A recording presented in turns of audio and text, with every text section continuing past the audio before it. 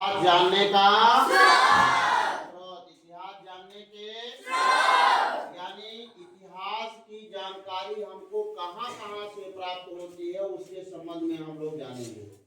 इतिहास का मतलब मैंने आप लोगों को बताया, यानी कोई ऐसी घटना जो पुराने समय में घटित हुई थी उसका अध्ययन आज हम जिसने करते हैं वही तो इतिहास होता है।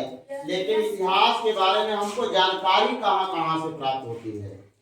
इतिहास के बारे में जो जानकारी प्राप्त होगी तो हमको सिक्कों के माध्यम से, किसके माध्यम से?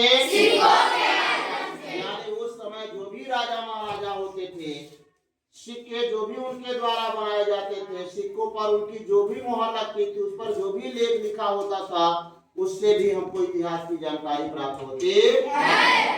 इसके अलावा जो उस समय स्तंभ लेख हैं, शिलालेख हैं, उससे भी हमको जानकारी प्राप्त होती है। इसके अलावा जो भी साहित्य उस समय लिखे गए, यानी प्राचीन काल में जो भी जैसे राजा महाराजा होते थे तो उनके यहाँ जो भी कवि होते थे, चारण या भाट के रूप में जो भी होते थे, जिस साहित्य को उन लोगों ने लिखा उसके बारे में जिससे हमें जानकारी प्राप्त होती है वो भी हमारे इतिहास का स्रोत है। इतिहास का क्या है? तो देखिए यहाँ पर हमको धार्मिक साहित्य को लेते हैं। किसको लेते हैं? धार्मिक साहित्य। यहाँ लिखा है वेद। धार्मिक साहित्य के अंतर्गत क्या आता है? वेद। वेदों की संख्या कितनी है बेटा? चार। कितनी है?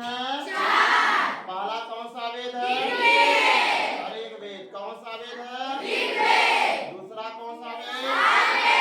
सामवेद। कौन सा वेद है? सामवेद। सामवेद। कौन सा वेद है? सामवेद। तीसरा कौन सा है? यजुर्वेद। कौन सा वेद है? यजुर्वेद। और चौथा कौन सा वेद है? अथर्ववेद। कौन सा वेद है? अथर्ववेद। यानी वेदों से भी हमें इतिहास की जानकारी प्राप्त होती है। इसके अलावा जैसे रामायण और महाभारत, रामायण और महाभारत से भी तो जानकारी मिलती है। रामायण में राम के चरित्र का पूरा उल्लेख है, पूरी की पूरी कहानी दी गई, उससे भी हमें जानकारी प्राप्त होती है। उसी तरह से महाभारत पांडवों के संदर्भ में जो भी जानकारी हमें प्राप्त होती है, तत्कालीन राजाओं की जो भी जानकारी प्राप्त होती है, किससे प्राप्त होती है? महाभारत से। किससे प्राप्त होती है? इसके अलावा जैन साहित्य जैसे दीपवंश है, महावंश है, दीपवंश और महावंश से भी हमको जानकारी जैन साहित्य से मिलती है। फिर बौद्ध साहित्य हमारे आते हैं। बौद्ध साहित्य में हमारा त्रिपिटक जिसे आप कहते हैं, क्या कहते हैं? त्रिपिटक में कितने पिटक हैं? 3। शुद्ध पिटक, बिना पिटक और अभिधम्म पिटक। पहला कौन सा पिटक? दूसरा बिना पिटक, फिर तीसरा।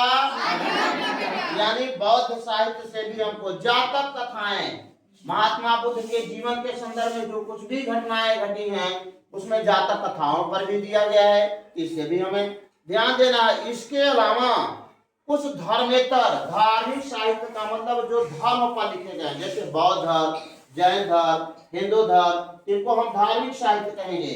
और जो किसी धर्म विशेष पर न आधारित होकर के राजाओं महाराजाओं, तत्कालीन राजनीतिक दशा, सामाजिक दशा के बारे में लिखे गए हैं, ऐसे साहित्य को धर्मेतर साहित्य कहते हैं। कौन सा साहित्य कहेंगे? जैसे अर्थशास्त्र। अर्थशास्त्र को किसने लिखा है? कौटिल्य ने। किसने लिखा है? कौटिल्य का दूसरा नाम और चाणक्य को तीसरे किस नाम से? बहुत अच्छे, आप लोग तो बड़े अच्छे हो भाई। उसी तरह से राज तरंगिणी, कल्हाण। आप देखते हैं कश्मीर के 11वीं से 12वीं शताब्दी के संबंध में जो कुछ भी जानकारी हमको प्राप्त होती है वो राज तरंगिणी के कल्हाण से मिलती है।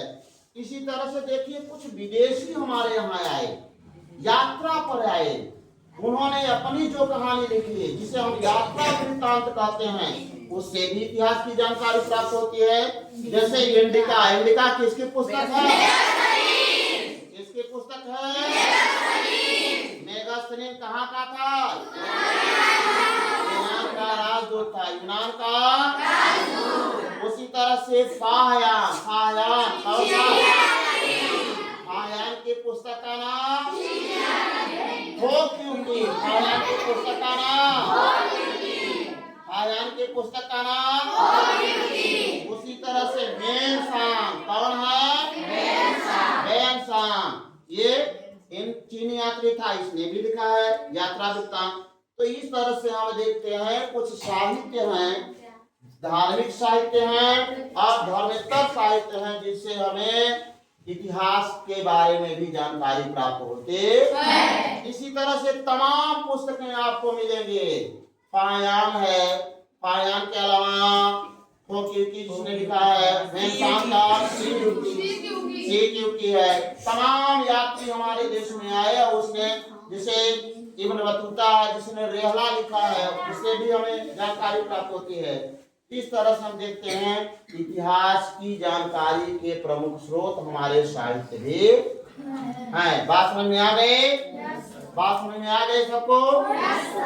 तो हमारे इतिहास के स्रोत क्या हैं? साहित्य भी है। साहित्य है कि नहीं है?